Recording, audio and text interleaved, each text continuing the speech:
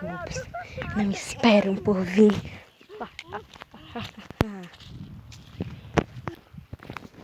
Ah, vamos levar pra gente ver. Toma. Vamos, tá bom. Ai, a bruxa.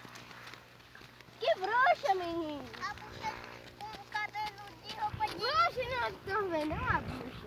É só uma menina atrás da gente, mas pensa. Eu não sei. Sou eu, amiga de vocês, gente. Vocês não estão me conhecendo. Não. Devolve essa chinela aqui. A gente encontrou bem ali. Aqui vocês não me esperam.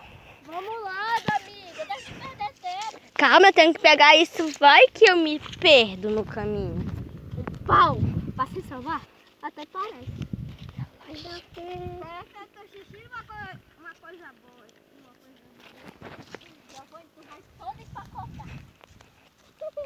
Parece que tá esperando. Esses garotos. Bim palabim bravo assim.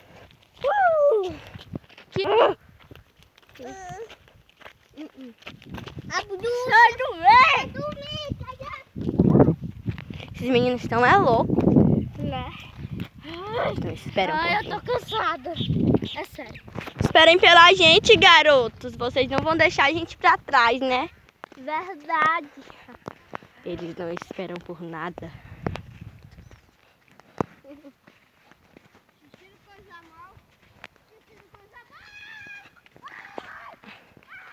Tu é doido, é?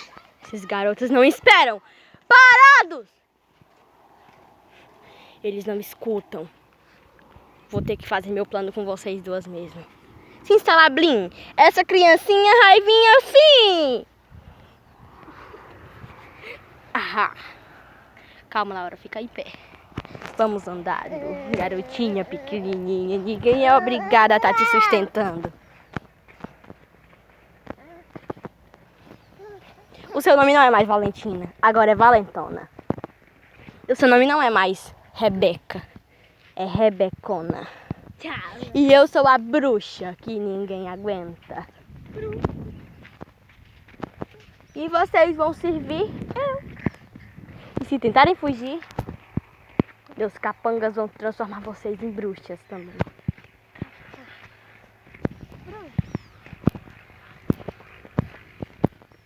Rápido!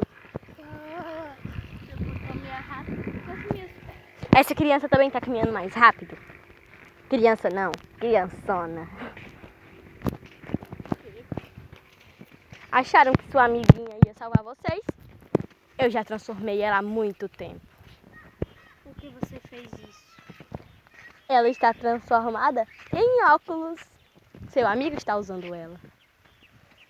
Já vai!